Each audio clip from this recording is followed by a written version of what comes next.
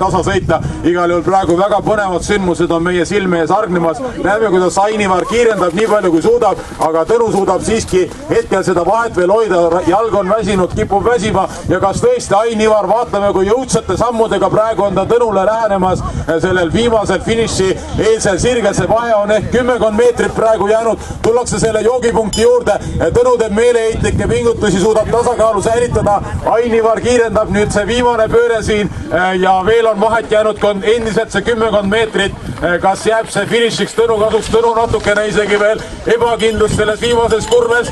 Ainivar spurdib siin. Kas suudab Tõnu ette jääda? Tõnu on täiesti väsinud. Ainivar selja tagant tuleb. Milline meeleheitlik pingutus. Kas Tõnu jõuab finišijooneni ja jõuab päästa finišijooneni kolmandana finišis ja ka Ainivar on endast viimasel ringil kõik andnud. Nii et selle kolmanda koha heituses nägime me täna tõesti päeva põnevamaid hetki. Palju õnne, sõbrad!